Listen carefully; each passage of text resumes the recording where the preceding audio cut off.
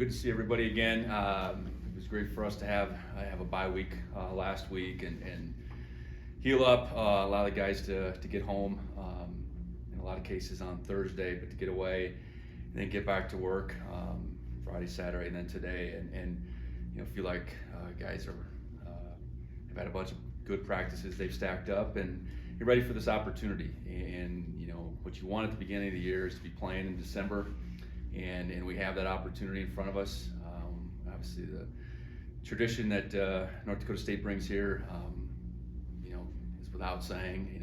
And so many of these guys have been a part of this run. 30+ seniors just in the two deep, and obviously they've played real well as of late, and it'll be a big opportunity for us. A lot of our guys have been on those fields in 21 and 19 in particular, when that ended our season, and really looking forward to this opportunity. And I think for us, closing out the season with the loss and the way we played, it was good to have the week off and reset and move forward. We're gonna need to play real well come this Saturday against a really good team, and that's what we aim to do. So with that, I'll open up for questions. I guess just facing this team again, you and Willie Mack both coached there, and obviously the experience with them in 21.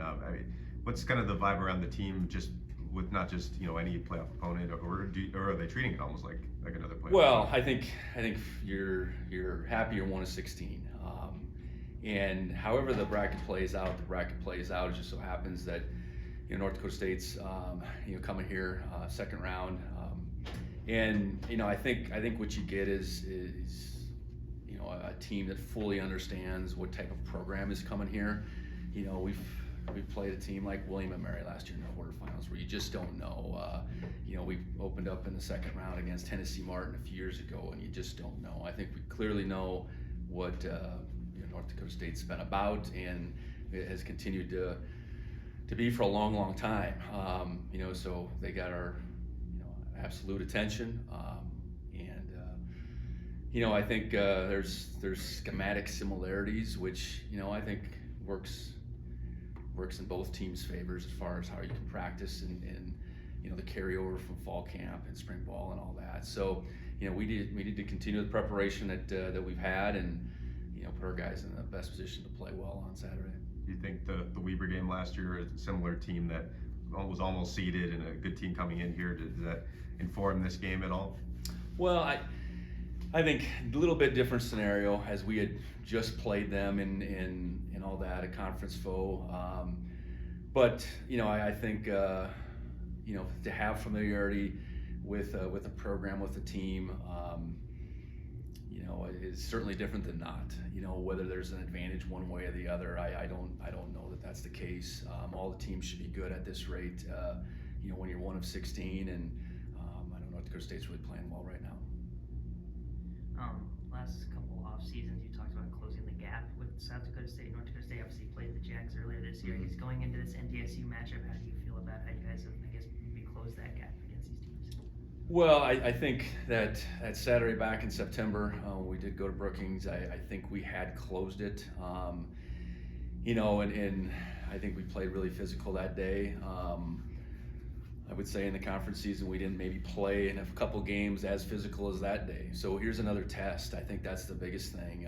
We know that the brand of football that's gotten them to this point, and all the success is grounded on being a physical team, being able to run the football and being able to stop the run. So, I see it as another measure, so another challenge for our guys, and we need to be able to rise up to that challenge. In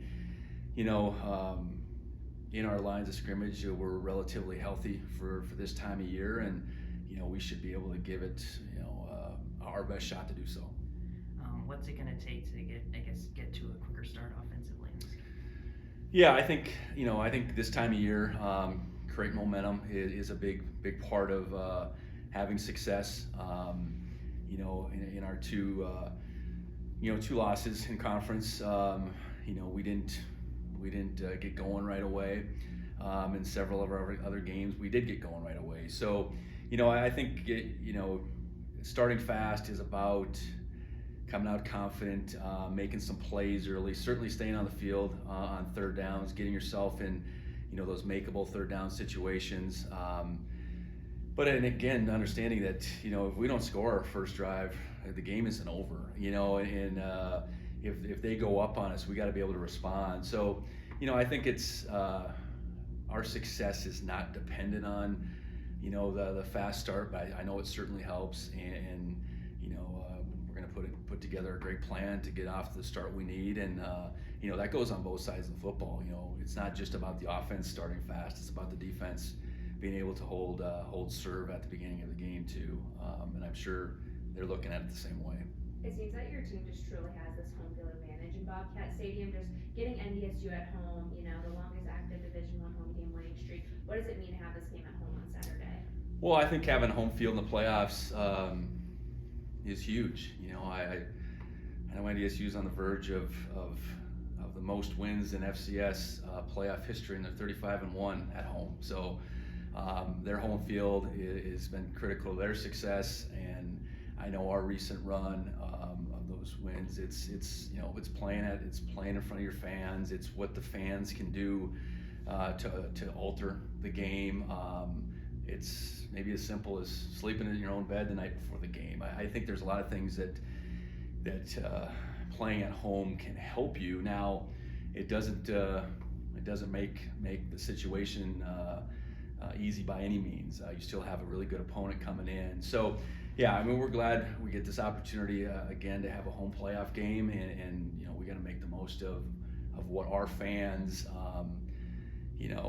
come out to watch us, and support us. They've been so great for us, and they've been so impactful in those games, and we need that again. And obviously, we need to do everything we can as a team to stir them up as this game goes along.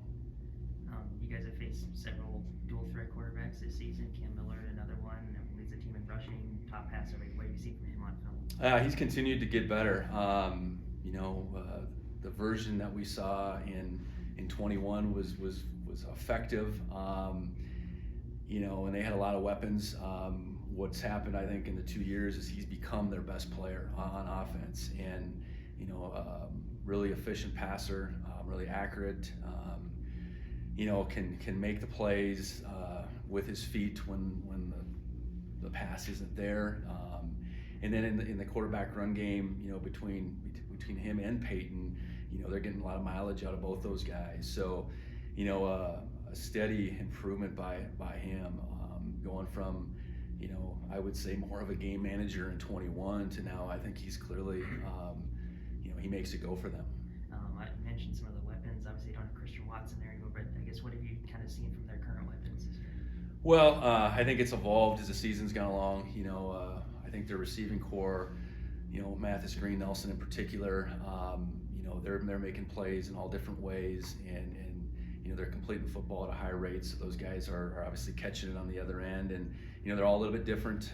Mathis has the tremendous size, and then I think both the other guys are very versatile as what they can do, both getting the ball in the backfield, jet sweeps, and certainly down the field. Running back, it appears that they've gone to more of a by committee mode, and all guys that in their own right are very capable. And then the quarterback piece is, both those guys are very dangerous. And it continues to start with their ability to block people up front and be physical and be very athletic at the same time. And defensively, it feels like Wisniewski's just making plays all over the field. That safety spot caught too. I guess what have you seen from that side of the ball? Yeah, moving him to strong safety, I think it was a bold move because he's a really good linebacker, I guess, and just putting your people in the right place so you can get the best guys out there, I'm sure drove that. But I know Cole is a extremely intelligent young man, and that's what shows up. That there's not a lot of wasted time, wasted motion. He's in the right place at the right time. He can play close to the line of scrimmage, or he can get close to the line of scrimmage to make plays quite often. And at the flip side, he can cover, and they can just be very versatile with what they ask him to do. So, I think it's apparent he's their best defender, big rangy safety like that. That they can really stress that position both in the run game and the pass game. Any just thoughts on why? I mean, 3 losses is pretty uncharted territory for them. Have you seen anything that any reasons for why they are a little down this year? Well, 3 losses hasn't happened in a long time. I was there when the last time 3 losses happened, I think. You know what? I think in that North Dakota game, special teams turnovers. I think were part of that. I think in the South Dakota State game, which was the most recent, I think turnovers played a pretty big factor. In the South Dakota game, I think South Dakota got up, and I think at that time that was the first conference game, I believe, and South Dakota probably didn't have the respect that they now have. I think South Dakota's defense in particular, and what they're giving up per game has been very impressive, and they did just enough offensively to make some really big plays early in that game and take the lead. So, they're all 3 were maybe a little bit different. Obviously, all 3 to playoff teams. 2 to the 1 seed and the South Dakota's the 3 seed, I guess. So, I think they've worked through some things though. And obviously, they had to put a string of wins together to finish against teams that were playing for their playoff lives at the same time. So, their conference, like ours, I think has a bunch of capable teams, and if you give another team the advantage in the special teams, if you give another team the advantage in the turnover margin, you're gonna find yourself on the wrong side. The last time MSU was hosted NDSU, you were the OC, and that game seemed pretty crazy. It was 28 points for them, I think, in the last 13 minutes or so. What do you just remember from that game overall? Well, that was the start. We snuck into the playoffs that year and came out and played against a really good Bobcat team. And what I remember about that day, it was really cold, and it was a really raucous crowd, and that thought never left me. And then I think as this job came open, that day had a lot of impression on what the crowd could do here. And the stadium wasn't as big then. The Sonny Holland zone was, I think, built the next year, but it was a really good team. And ultimately, in that fourth quarter, it became about turnovers, and it became about who could run the ball better. And that's how that thing blew up like it did. But it was a tightly contested game. They took the lead. Montana State. Who's they and who's we, huh? Montana State took the lead at the beginning of the fourth quarter, and then the score was not indicative of how tight that game was that day. Any injury updates?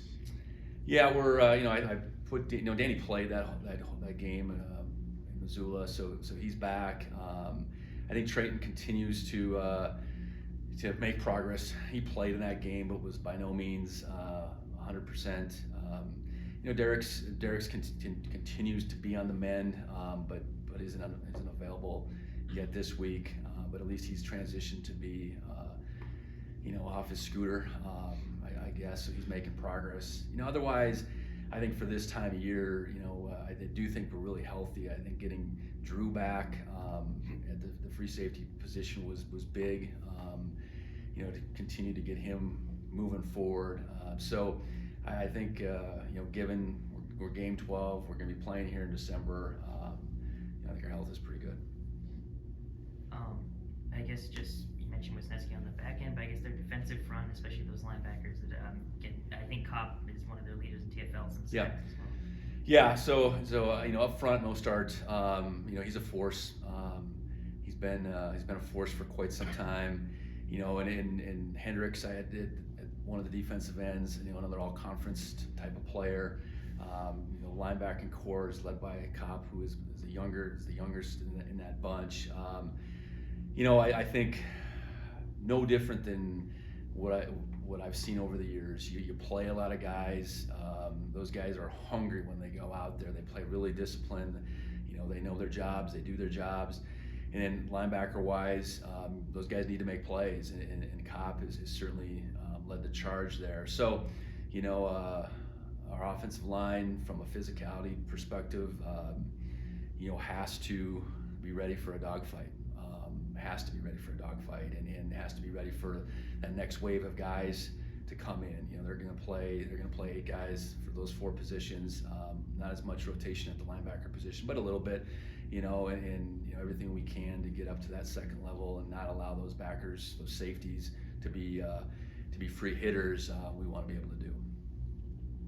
Do you think there'll be any adjustments with the quarterback, or just going back to maybe previous game plans at that position? Or? Yeah, I think we certainly want to be able to utilize both guys. I mean, I think Tommy and Sean are 2 of our best football players, and we've talked about flow sometimes dictates it. I think looking back at the game in Missoula, situationally, it's easy to look at hindsight and say, well, those short yardage plays are maybe some of the times that Sean naturally would have gotten out there and maybe should have. I think that's the place you start. So it's not so much taking the ball out of Tommy's hands. It was maybe a few of those opportunities that we didn't convert in some short yardage opportunities. And then where does it go from there? I've talked about that before. I mean, you get Sean out there and he converts a 3rd down, and then what's next out of that is a lot of the way that can go. And I think yeah, we got to look at every which way we can to move the football, and having them both be part of that has served us best when they're both healthy, and that hasn't always been the case. But I think we're in a pretty good place with them right now. Colter Nuanez, any questions? Yeah, hello, Coach. Can you hear me okay? Yeah. Two from me. First of all, North Dakota State has had such an intimidation factor because of all their success. How do you avoid that for your team? Well, I think, like anything, I think there's a respect that naturally comes from all their success. I know we're a season removed from the last time we played them, but obviously that game in Frisco did not go our way. But you recognize, I think, how far that a lot of our individuals have come since then, and I think you look at it as a great opportunity versus the flip side of how in the heck we're going to do this. I think you got to the optimism versus the pessimism when it comes down to that, and just look, see it for what it's worth. I mean, we got a really good program, a really good football team with great tradition, a bunch of guys on this team that have been part of so much success. You know what? This is the type of challenge that is in front of us, and this is, we need to go after it, I guess, is the biggest thing. And I think that fine line between what that means to you mentally, I think, shoot, you respect him, but at the same time, you know what? We got to go after this one and hold nothing back. We've talked all season just about your team's cumulative focus and all the lofty goals that you had. How do you sort of get back to that going into the playoffs? Yeah, I think, the previous Monday, it's the last Monday, a week ago, I think you acknowledge that, we certainly left some things out there. But in the playoffs, everybody's got a crack at it.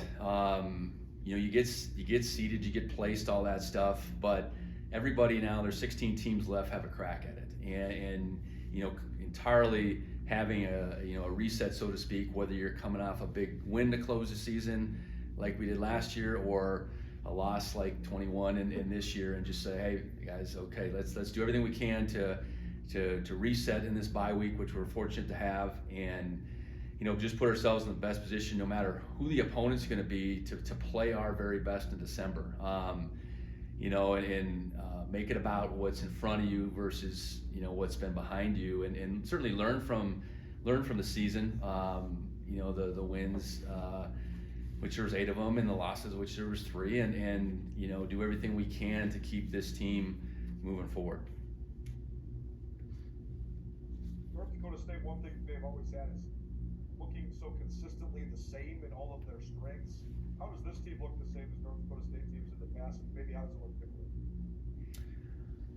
Well, I think as of late for sure, they found a lot of different ways to spread the ball around, and that I think good teams recognize who their weapons are, and maybe that looks a little bit different with this outfit, but that's the same mentality I think that North Dakota State has had. You're going to have playmakers. That might be quarterback run game. It might be the tight ends. It might be receivers. It might be a really good running back or a host of running backs. But within the grand scheme of things, we're going to have this O-line that's going to be able to do some things extremely well, and we're going to allow that to happen. But at the same time, allow these playmakers to sort out. And I think that's what's happened over this last stretch of the season. So how it's getting done is, maybe a little bit different at the surface, but it's so much of the same schemes and that O-line just being able to do their thing. And defensively, I think again trying to find themselves, know their strengths. I think has continued to just be a big part of it. Certainly, as of late in particular, there's maybe been a little bend, but no break to that defense. Continuing to get pressure on the quarterback has really shown up. So different host of characters, I suppose. But I do think through the course of the season, we played Eastern Washington, so you see them a few weeks back when we were preparing for Eastern, and how they looked maybe in that first game to how they have looked these last couple of weeks. I do see a team that's really evolved. Two more for me. One, you mentioned just the running backs by committee, and them just spread the ball. How much of an impact has the quarterback run game and the fact they have two quarterbacks? How much is that to sort of diversify North Dakota State's offense? Well, I think, it's like we want to be. If those two are your better runners, you want to give them the capability. You want to, they're different styles. I think, I think the runs they will run with Miller, and then what that does to your defense when he's playing quarterback versus when Peyton's in there. He's a big, strong sucker that just gets downhill in a hurry. And then what else they can do when he's out there. I think that stretches all the things you have to defend. They've used their receivers more and more in the run game. Nelson in particular, as the season's gone along, and that too is diversified them. They use more personnel groupings than anyone that we see, and that keeps defenses off your scent, so to speak, when you're rolling out with so many different just individual groupings between your receivers, your tight ends, your running backs, multiple quarterbacks, all that stuff. So I think it just I think at the end of it, you have a lot to defend. Obviously, they can only do so much within the context of a game, but going into it, and you got 12 games to look at. There's a lot there on the table to prepare for, and have our guys ready to be able to defend come Saturday. Thanks, Coach. Sounds good. Eric Peterson, do you have anything? Yeah, Coach, I just described, Tommy Milan got a chance to play against NDSU in the championship game, obviously very short time. But how has he evolved since then, and what do you like about, the way he's played heading into this game? Yeah, 21, that was that 3 and change, just burst onto the scene. I'd been playing special teams and receiver and some wildcat quarterback up to that point, but the version of Tommy that season, was bare bones. Go out there and be as athletic as you can. Throw it up to Lance McCutcheon, here and there, and just try to make as many plays in that regard. And I think last year continued to develop into a much more complete quarterback. All that being said, the athleticism piece is still, his greatest strength. He's extremely intelligent. He's a extremely competitive young man. And along with that, just, I think you learn how to play the position more and more. You learn what you like and you don't like. You're able to share that with your offensive play caller.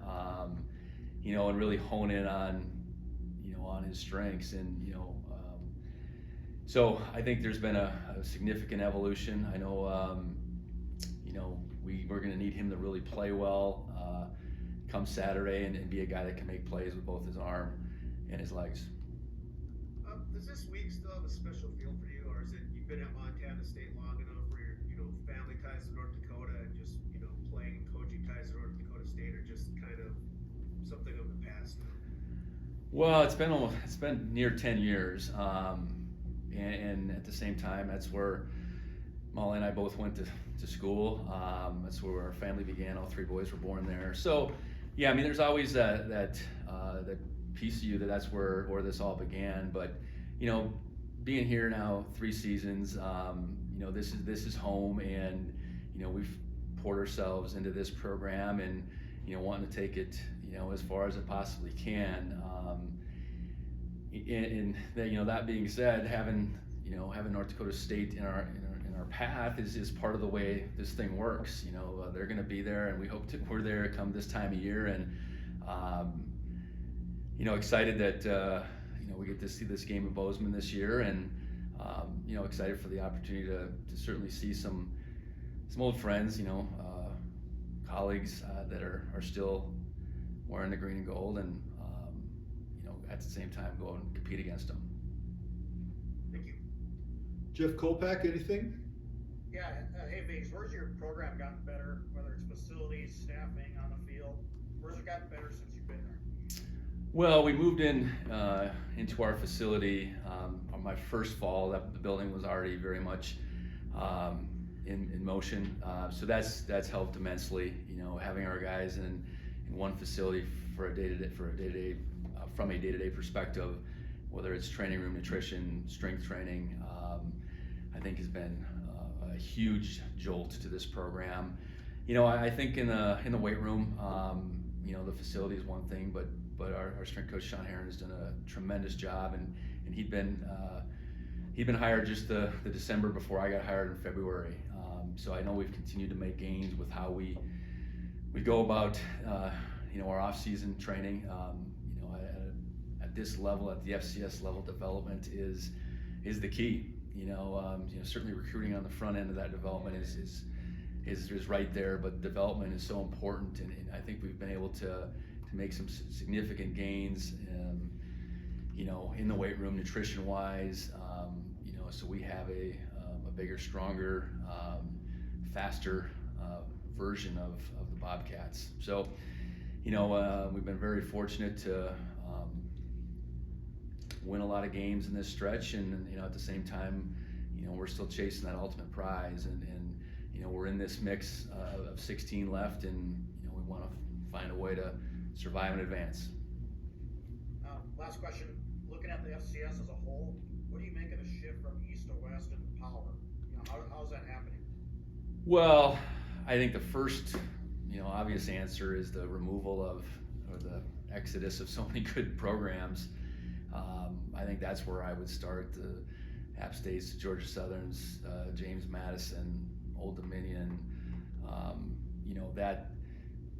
that were so tough to get past, thinking back, 8, 9, 10 years ago.